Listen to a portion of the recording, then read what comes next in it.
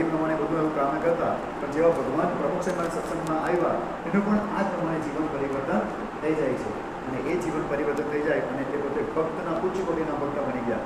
જ્યારે એક ભક્તરાજ ધામમાં જાય છે, તમને યાદ હોય તો મેં તો બરાબર જોયું છે કે ઓનલાઈન સભા થતી ત્યારે બાપા નિંદુરમાં હતા તો બાપાએ સ્પેશિયલ હાર બનાવ્યો, હાર અને કંઠી અને સંતોને સ્પેશિયલ મહંત સ્વામી મહારાજે આફ્રિકા મોકલેલા અને એની અંતિમ વિધિ માટે સંતોને ત્યાં મોકલેલા. એ ક્યારે બને કે એવા ઉચ્ચ કોટીના ભક્ત હોય તો જ ને. હવે એવા ઉચ્ચ કોટીના ભક્ત સુભાષભાઈ હતા, એવા જ આપણે બધા ઘણા બધા ભક્તો છે. અત્યારે આપણે પણ જોઈ શકીએ કે આપણા સત્સંગમાં પણ એવા ઘણા બધા ભક્તો છે કે જેના જીવનમાં વ્યસન હોય એ વ્યસન દૂર કરવાથી આદર્શ ભક્ત થઈ ગયા. જેના જીવનમાં બધા વ્યભિચાર હોય, બધા ખોટા કર્મ કરતા હોય, પણ જ્યાં સત્પુરુષને આશરે આવવાથી એના જીવનનું પરિવર્તન થતું આપણને સૌને જોવા મળે છે. પણ ઘણા બધા વ્યસની હોય, તો બધું માંસાહાર કરતા હોય, એ બધું આ પ્રકારની વાત જ છે ને. ચોરી છે, લૂંટફાટ છે, માંસાહાર છે, એ જે બધી પ્રકારની જે કુમાર્ગે જતા હોય એ બધા માર્ગે છોડીને ભગવાનના માર્ગે ચડી જાય અને એ જીવન પરિવર્તન દ્વારા પોતાના જીવનનું પરિવર્તન થઈને આદર્શ ભક્ત બધા તથા અત્યારે પણ આપણને જોવા મળે છે. તો આપણે આ જોબન પગી જેવા આદર્શ ભક્ત થવાનું છે. અને જેમ જોબન પગીએ એને કીધું હાથમાં માળા પકડેલી અને માળા પકડતા અને ભગવાનનો રાજીપો પ્રાપ્ત કરેલો છે.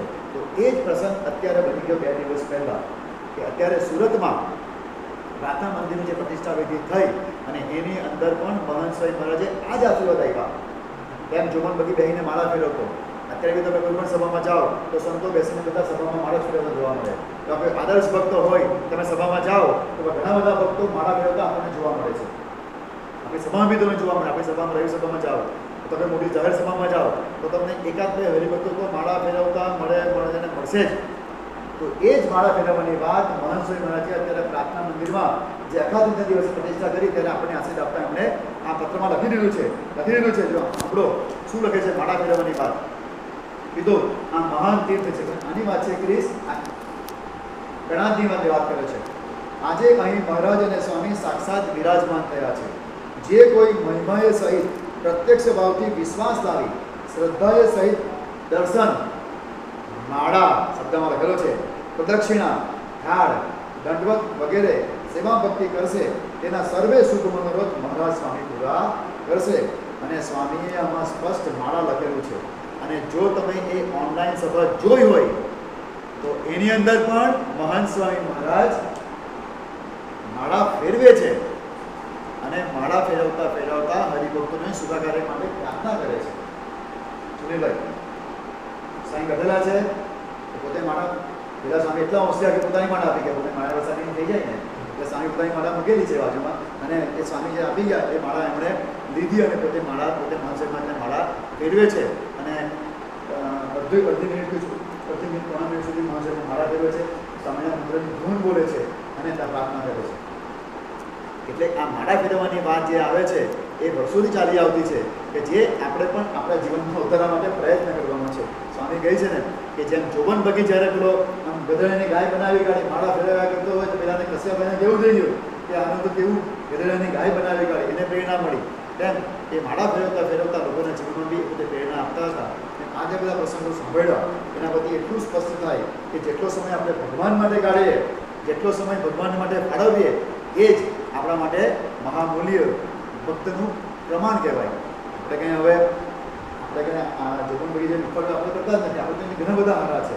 તો આપણે થોડાક જ્યાં જતાથી એક સ્ટેપ આગળ વધીને સત્પુરુષની અંદર જોડાણ કરવા માટેનો પ્રયત્ન કરવાનો છે.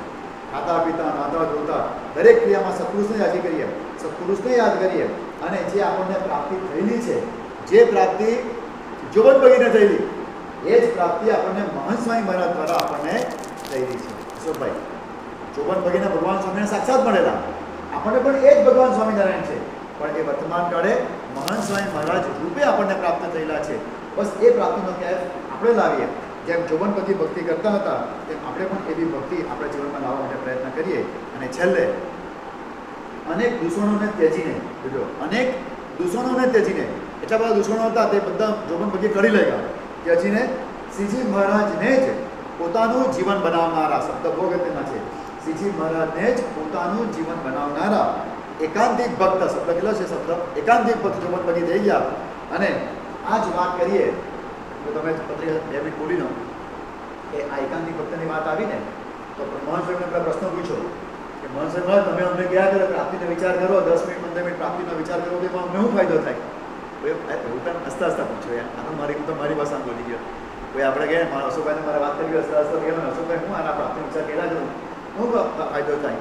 તો મહંત સાહેબને પ્રશ્ન પૂછ્યો તો મહંત સાહેબ જવાબ આપે છે ને, જે પ્રાપ્તિનો વિચાર કરે છે સ્વામી આશીર્વાદ, જે પ્રાપ્તિનો વિચાર કરે તે એકાંતિક થશે, બ્રહ્મરૂપ થશે અને ધ્યેય સિદ્ધ થશે. આ પ્રકારના આશીર્વાદ મહંત સાહેબમાં જે આપેલા છે. તો આપણે પણ આ એકાંતિક ભક્ત થવાનું છે, આપણે પણ બ્રહ્મરૂપ થવાનું છે. તો એ જ પ્રાપ્તિ આપણને થયેલી છે. તો આ જોબન પગી કેવા છે? એકાંતિક ભક્ત. સત્તામાં લખ્યું છે, હું મારો વાક્ય નથી કહેતો. એટલે આવા જોબન પગી પણ એવા એકાંતિક ભક્ત હતા અને એ જ એવા આ એકાંતિક ભક્ત જોબન પગીને આપણે જેટલા વંદન કરીએ એટલા ઓછા છે.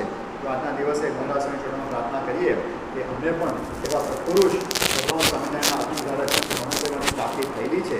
તો આપણે પણ એ પ્રાપ્તિનો કેફ રાખીને એવા એકાંતિક ભક્ત જોવનપતિ જેવા ગુણો આપણા જીવનમાં આવે અને આપણે પણ સત્પુરુષ રાજી કરી શકીએ અને એવા આપણે આદર્શ ભક્તરાજ બની શકીએ. એ પ્રકારના બળબુદ્ધિ યોગ મહારાજ સ્વામી આપણને સૌને આપે એ જ એમના ચરણોમાં પ્રાર્થના.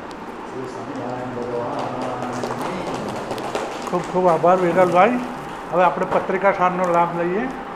મહંત સ્વામી મહારાજના પ્રસંગો સાંભળીએ આપણે. તારીખ 13/12/24 અમદાવાદ